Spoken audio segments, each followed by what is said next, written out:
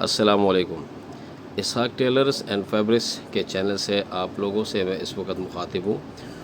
उमूमन इस तरह की जोल जो है ना कमीज़ के सामने में आते हैं और अक्सर लोग पूछते भी रहते हैं और मुख्तलिफ़ पेजेस पे भी इनको ये मसला जब आता है तो वो क्वेश्चंस करते हैं।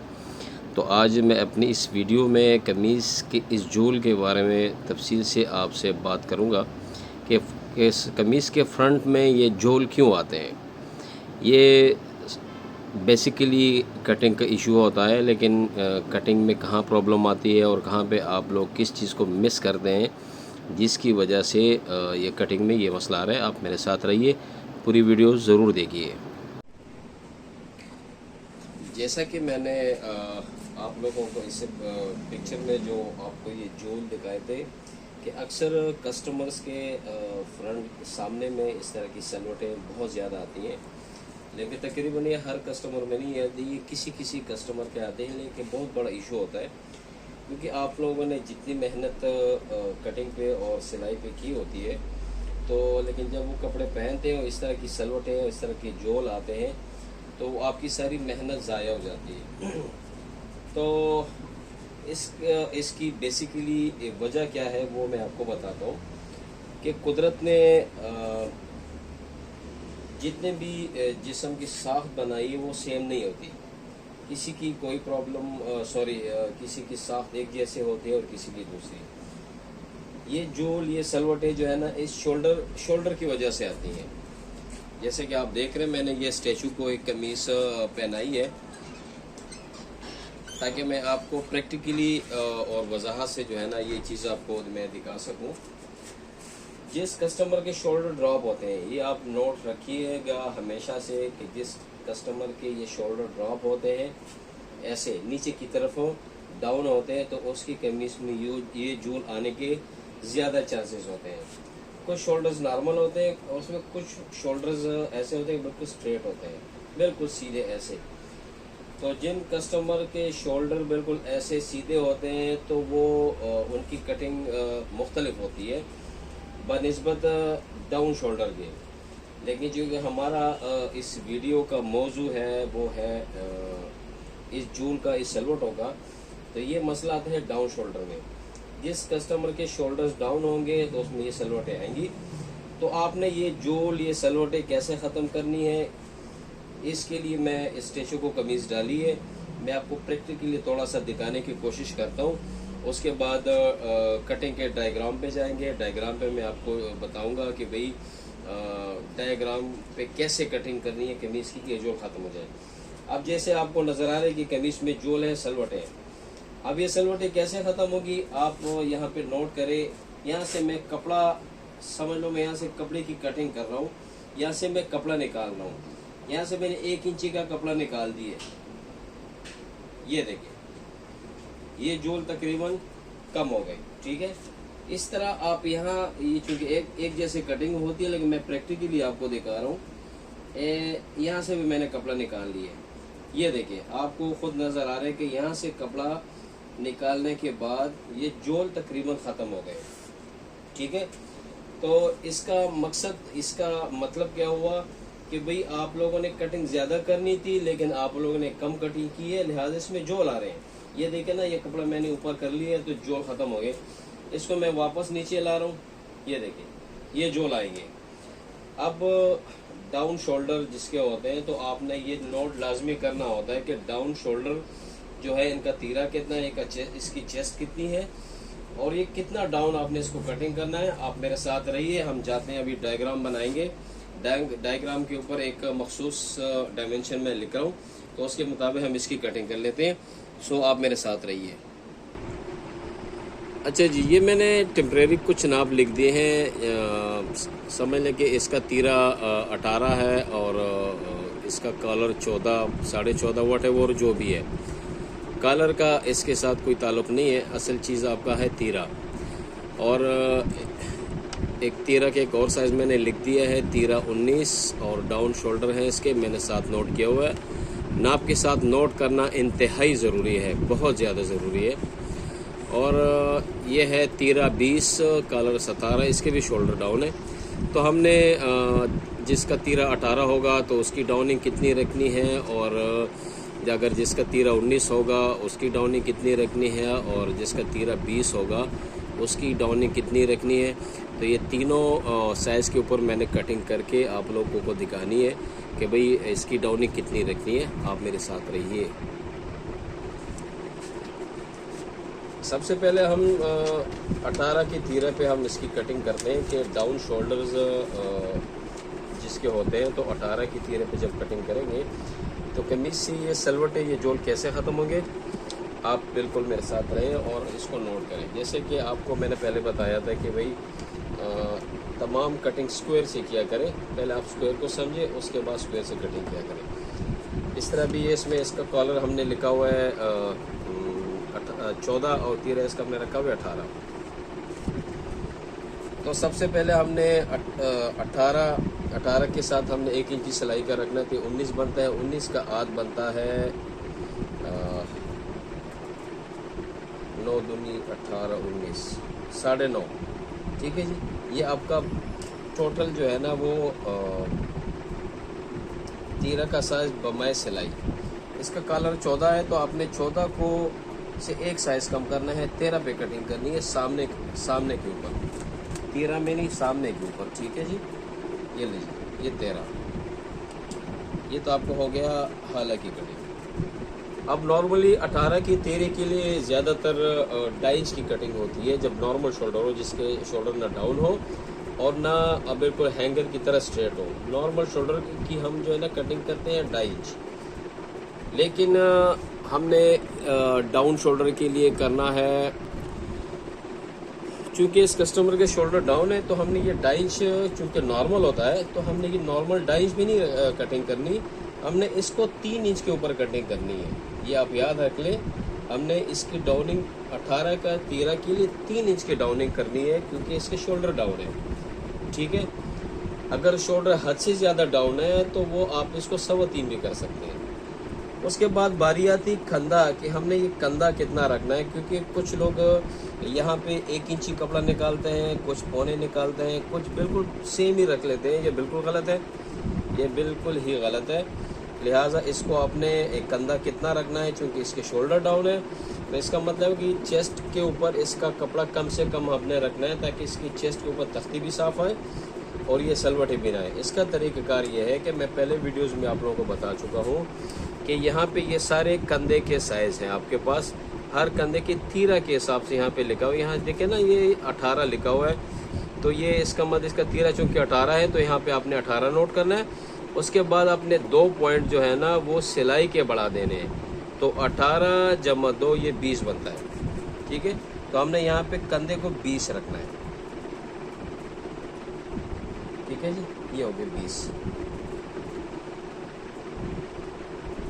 ठीक है जी। आपने इस तरह मार्किंग कर ली है। ये आप देखिए, ये पिछला ये वाली जो मार्किंग है ये बैक साइड के लिए, आपका फ्रंट ये आ गया। तो इसके चूंकि शोल्डर डाउन है, जिसके बंदे के शोल्डर डाउन होते हैं, तो इसके फ्रंट छाती के ऊपर कपड़ा कम से कम उसका रखना चाहिए। और वो आपको चेस्ट और स्क्वायर का नाप भी आपको बता रहे कि आपने यहाँ से कपड़ा मैक्सिमम निकालना, ताकि उसके चेस्ट के ऊपर कमीज साफ आए। तो जब हमने कंधे के ऊपर यहाँ मार्किंग कर ली है, तो आप देख लें आप यहाँ से कितना कपड़ा निकल गया है, तकरीबन 1 इंच और 1 सूतर। ठीक है। जितना आप इसको मज़ीद नीचे जाएंगे तो ये मज़ीद जो है ना कपड़ा इसका कम होगा, क्योंकि जब जिस बंदे के शोल्डर हद से ज़्यादा डाउन होते हैं तो उसका ऑटोमेटिक यहाँ से कपड़ा कम होगा। अब ये तख्ती कितनी रखनी है, अगर ये फ़र्ज़ कर लें इस बंदे के शोल्डर डाउन है और इसकी छाती आती है छाती आती है 35, क्योंकि मैंने आरिज़े का नाप लिखा हुआ है। तो आपने छाती के ऊपर तख्ती कितनी रखनी है वो भी मैं आपको पहले बता चुका हूँ कि आपने स्क्वायर ऐसे रखना है। ठीक है। 17 दूनी 34 और ये 35। ये देखें आप, ये देखें। ठीक है जी। बाकी वीडियोज़ में मैं आपको कटिंग का तरीक़ेकार बता चुका हूँ कि जैसे ये लाइन बाहर को निकलेगी तो आपने बैक वाले भी उस हिसाब से बाहर लेके जानी है। ठीक है। ये देखिए, ये आप देख रहे हैं। आपने 18 इंच के लिए आपने इसको रखना है तकरीबन 3 इंच डाउन, तो इंशाल्लाह ये सिलवटें निकल जाएंगी। ठीक है, अब आते हैं, फ़र्ज़ करो एक कस्टमर का तीरा 20 आ रहा है। ठीक है, ये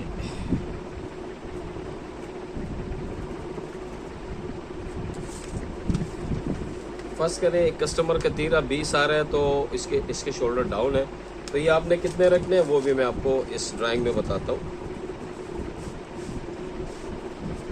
इसका कॉलर 17 है, तो आपने इसको 16 पे मार्किंग कर लेनी है, और दूसरी तरफ आपने इसको भी 16 के ऊपर मार्किंग कर लेनी है। ठीक है, ये आपका हाले का निशान हो गया।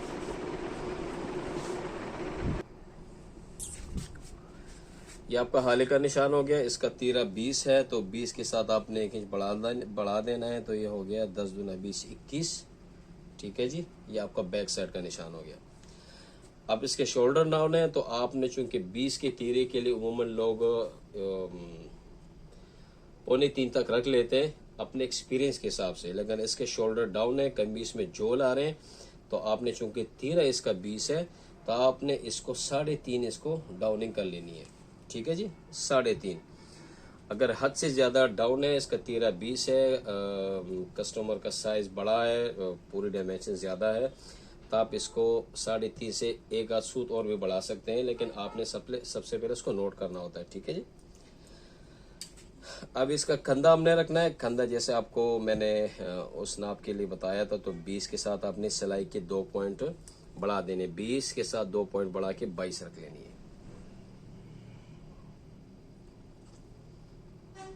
ठीक है जी,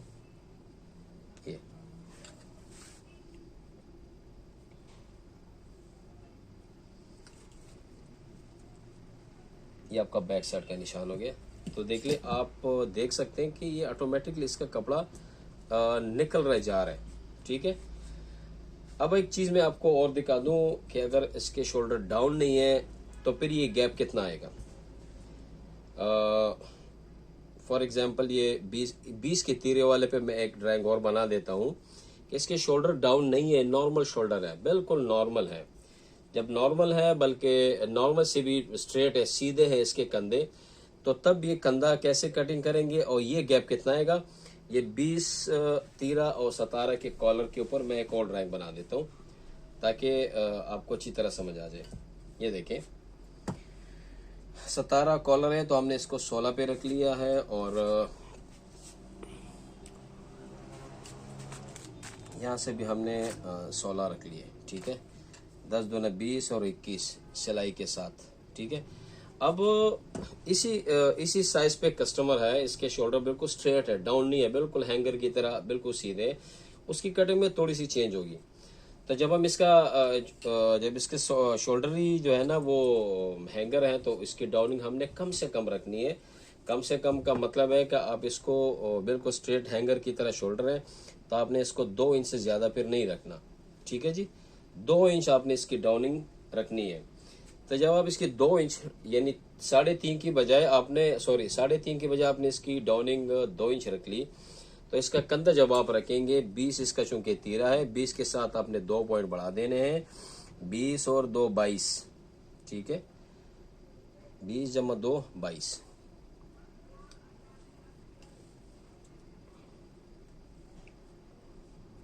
ये पीछे वाली मार्किंग ये बैक साइड की है। ठीक है, अब आपको इस वीडियो और इस ड्राइंग में आपको ये नज़र आ रहा होगा कि डाउन शोल्डर और हैंगर शोल्डर में कितना फ़र्क आता है डायग्राम बनाने में।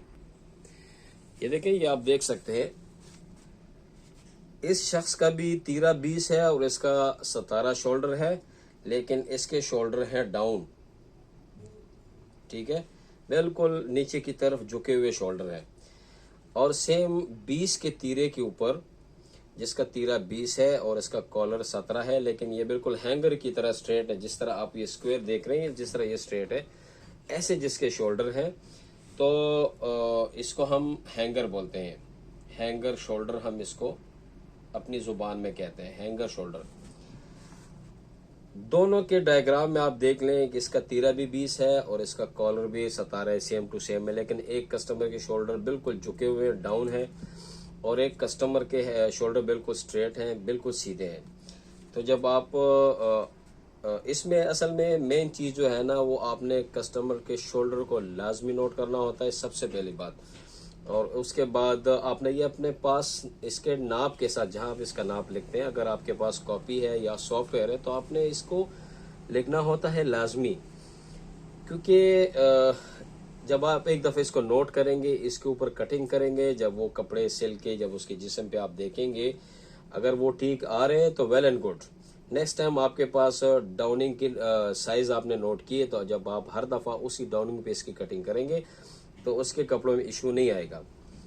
लेकिन अगर आपने इसकी डाउनिंग जितनी रखी है वो नोट नहीं किया, तो आपको भी नहीं पता, अगर आपकी जगह कोई दूसरा मास्टर कटिंग करे उसको क्या पता कि भाई इसके शोल्डर कितने डाउन है। लिहाजा ये जो है ना, ये आपने पहली दफा लाजमी नोट रखना होता है और अपने पास सेव रखना होता है। जब भी आप उसकी कटिंग करेंगे तो आप बिल्कुल सेम इसी नाप पे करेंगे। ये देखें ना, हैंगर डाउन और हैंगर के डायग्राम में कितना फर्क है, ये आप देख सकते हैं। तो इसके अलावा मैं कोशिश करता हूँ कि आपके मसाइल जितने होते हैं तो मैं आसान अल्फाज में, और चूँकि मेरे पास वक्त की बहुत ज़्यादा कमी होती है, दुकान पे मेरे पास रश बहुत ज़्यादा होता है, टाइम की शदीद कमी होती है, तो कभी कभार मेरे लिए तफसील से वीडियो बनाना काफ़ी मुश्किल भी हो जाते हैं। लेकिन आप दोस्तों और भाइयों के रहनुमाई के लिए मैं अपनी तरफ से कोशिश करता हूँ। मुझे हमेशा अपनी दुआ में याद रखें, और कोई प्रॉब्लम कोई मसला हो तो आप मेरे साथ डिस्कस भी कर सकते हैं, आप मुझे फ़ोन कॉल भी कर सकते हैं। और इंशाल्लाह आप कपड़ों के पिक्चर जब आप व्हाट्सएप पे भेजेंगे तो मैं कोशिश करूँगा कि उसी के मुताबिक एक डायग्राम, एक कटिंग करके आपको दिखाऊं, ताकि वक्तन फ़वक्तन आपके मसले भी हल हों और आपको नॉलेज भी हो, आपको अवेयरनेस भी हो। लिहाजा इस हाक को अपनी दुआ में लाजमी याद रखिए। Thank you so much. अल्लाह हाफिज़।